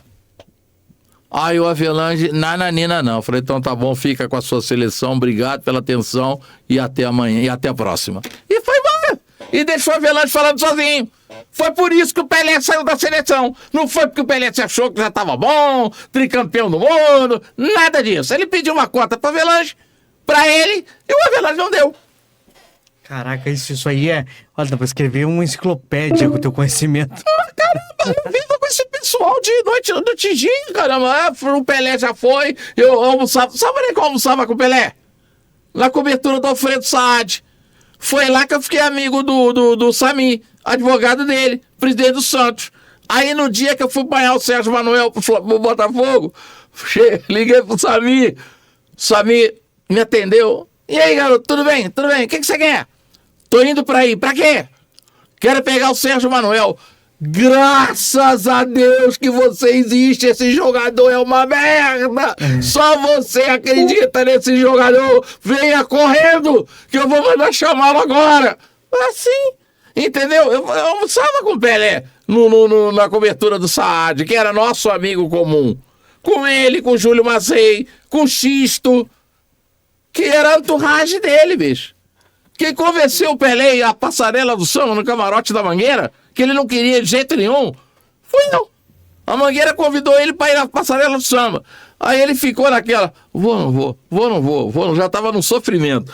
Eu acho que ninguém deve sofrer por causa de carnaval. Carnaval é um negócio que não te leva ao sofrimento, né? Pelo contrário. Aí tá naquela, vou, não vou, tá o Saad, meio sem jeito. Eu falei, vem cá, mas desculpe, o que tá vendo? Não, é que eu fui convidado com o camarada da Mangueira, tô em dúvida. Eu falei, vá porque você vai sentir algo que, desculpe, nem o seu gol você fazendo no Maracanã cheio, você vai sentir o que você vai sentir quando uma bateria passar pela tua frente, principalmente a da Mangueira, e reverenciar você no camarote. Nem isso você consegue sentir quando você vai fazer um gol no Maracanã. Falei pra ele. E ele foi. Ficou um pouco lá na Mangueira, ficou 1 hora, 2 horas, viu a Mangueira e ia embora pra casa. Acabou, pô. Então, pô, eu sei o que eu falo porque eu convivi com as pessoas. Entendeu? Eu convivi com o Pelé, convivi com o Garrincha e convivi com uma série deles. Como Hidalgo também conviveu. Bom, Ô Luiz, fala. eu queria só lembrar uma coisa que o Hidalgo tinha bem falado, né, no começo do bloco, sobre a questão desse excesso de jogadores, né, de 5 substituições no segundo tempo, e que tem tudo a ver com o assunto que o Maurício estava falando dos jogadores, ter que vir e ganhar menos para poder aceitar e tal. O que acontece? Hoje em dia, o que mais tem, né, com tudo que virou o futebol internacional, especialmente o brasileiro, isso é um prato cheio para esses contratos de jogadores que tem que prever minutagens. Se o cara jogar até tantos minutos, ele tem um aumento de 20%. Se ele jogar até 10 partidas e for titular em metade delas, ele ganha mais 30%. Claro que isso tudo rateado entre os pares. Então, tem uma indústria toda à parte de jogadores perebas que interessa que se mantenha as 5 substituições justamente para rodar esses caras. Não tem uma questão técnica nisso aí. Tem uma questão comercial. Você rodar o máximo de jogadores possível para garantir suas minutagens e seus aumentos. Isso aí foi o único bem que o coronavírus fez à humanidade. Pelo menos aqueles que gerenciam o futebol. Daí para frente, do coronavírus para cá, eles institucionalizaram, oficializaram a troca de 5 jogadores. Porque isso era só enquanto estava o coronavírus aí, era só enquanto estava a Covid. Aí eles aproveitaram, não, vamos deixar. Alguém pensou, porra, essa é uma ótima ideia, a gente pode rodar muito mais gente. É verdade, foi isso. Perfeito, é verdade. Perfeito. Porque qual é. Veja só. Quando eu digo único bem, entre aspas, claro. Você não nota a valorização de um técnico, porque ele coloca 5 jogadores. Então ele teria colocado o melhor. Aí ele vê o jogo, muda 1 ou 2. A fisionomia de um time no campo, coletivamente, não é para mudança de 5. Eu acho que vocês estão corretos, essa observação é correta. Mais gente no pedaço. Aliás, falar gente no pedaço, o Curitiba, em outros tempos aqui, tinha só no departamento, aqueles que não davam chutinho, tá? Maurício, vem, Luiz e Paulo. Aquele que fica lá, agora tem 4 médicos, 3 assistentes, 2 não sei o quê. Tem 30 profissionais que não jogam nada, não entram em campo, ficam lá só naquela lorota, e fora os atletas profissionais. Como é que um clube se sustenta com tantos profissionais não tem dentro da assessoria? É um pecado falar isso quando vocês estão contando história de um tempo que não se tinha dinheiro e tinha qualidade, e tinha hombridade, e tinha responsabilidade. Mas eu acho que o dinheiro enfeiou o futebol. Tem gente que vai falar assim, pô, mas não, é diferente, gente. Não é saudosismo, não. Quem está numa discussão dessa é só colocar aí no Luiz, nós vamos discutir. Olha, quem puder discutir, né? Olha, esse vai melhorar, sim. esse tema daria no mínimo, mais 1 hora ou 2 de discussão. Mas nós estamos chegando ao final do nosso programa, lamentavelmente. Proponho que essa discussão seja retomada daqui a 2 quintas-feiras, por exemplo, porque tem muita coisa para se falar e muita coisa importante para se falar. Mas estou feliz porque conseguimos, mais uma vez aqui neste programa, colocar a verdade nua e crua para aqueles que nos veem. Porque os que nos veem, veem outros também. E os outros, ou grande parte de outros, gostam de tapar o sol com a peneira. Aqui não, porque nós não temos compromissos comerciais, não temos compromissos políticos, não temos compromissos de ordem nenhuma. Temos compromisso com bom jornalismo, com a boa informação e com o que a gente pensa, com a nossa experiência, com a nossa quilometragem, com a nossa bagagem, para colocar para vocês. Então eu fico muito feliz. Hidalgo, Paulo, Maurício, as despedidas por hoje de vocês e vamos dar continuidade a isto daqui a umas 2 semanas, porque nós temos certeza que em 15 dias vai acontecer muita coisa para a gente comentar ainda muito mais aqui do que nós comentamos hoje. Hidalgo, obrigado mais uma vez. Eu é que agradeço mais uma vez, isso é um privilégio, né? Privilégio é nosso. Com vocês, falar de uma coisa que eu gosto de criança, vivi essa vida, vivi uma vida diferente da atual. Hoje vejo por aqui, tomo exemplos, a gente viajava de ônibus para qualquer cidade do estado, hoje qualquer coisa é um avião, é hotel 5 estrelas, não se tinha isso. Não é por isso que eu estou reclamando, pelo contrário, feliz que eu vivi numa época de campeões do mundo. Eu sou um cara feliz, por isso é um privilégio. O dia que aparecer um jogador aí do meu tempo, você tem aí o Carlos Roberto, tem vários jogadores, né, que jogaram a bola, né, o Jairzinho, todos que jogaram muito, eles podem até nos auxiliar. Agora, também não vai fugir do que nós estamos dizendo. Nós estamos fazendo um trabalho pontual do momento do futebol brasileiro. Se, descascarmos tudo, nós vamos chegar a uma conclusão dessa que nós estamos tomando. Nós precisamos melhorar. O futebol nosso não está bom. O futebol de campo não está bom, tecnicamente. Se fala em dinheiro, jogadores têm escritório. Jogador não fica aquela de treinar, preocupado em treinar. Então, tem escritório, tem advogado, tem tudo. Vamos sair daqui.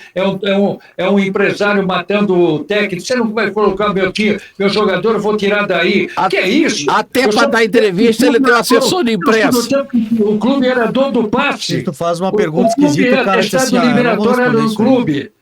Né? Então, tem que se falar. Agora, esquece, viu, Luiz? Paulo e Maurício, você não vai ouvir isso nas mesas redondas. Não! Só que ninguém fala isso. Não, ninguém fala. Se falassem, eu gostaria. Mas ninguém fala. Ninguém fala, porque nessas grandes redes, só quem tem opinião é a editoria. O resto não tem opinião. O resto diz o que a editoria manda. Só para finalizar rápido a minha história com o Samir nesse ano. Aí o Botafogo ganhou o campeonato. Almoço no El Turf ali, no restaurante do Ricardo Teixeira, no Jockey. Do restaurante do Ricardo Teixeira, entrega dos prêmios.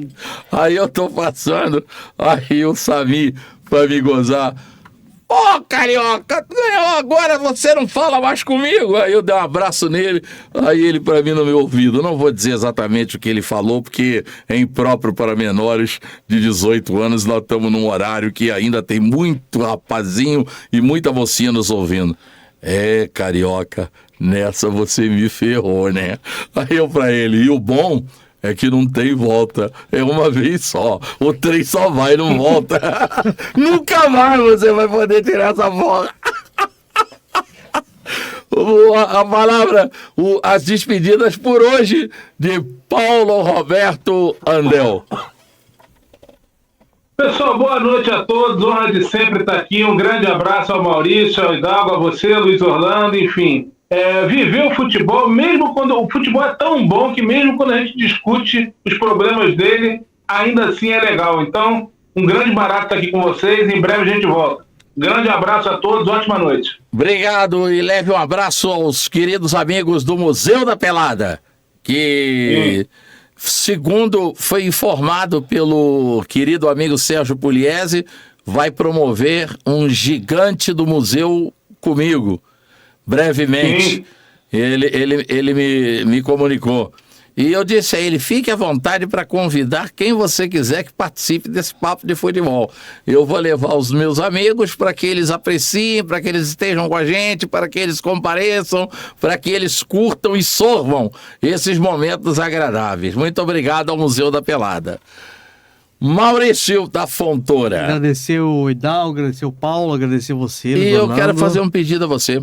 Fala, claro. Não quero explorar você, mas se você puder estar aqui amanhã no Papo do Samba, eu gostaria que você estivesse aqui. O Papo do Samba também vai ser interessante. Estaremos sim, com certeza. Então amanhã eu encontro você aqui e os nossos web telespectadores também. Venha, clique, curta, compartilhe, esteja aqui conosco na TV Carioca da Gema, a primeira TV Cast do Brasil em um excelente lugar. Tchau!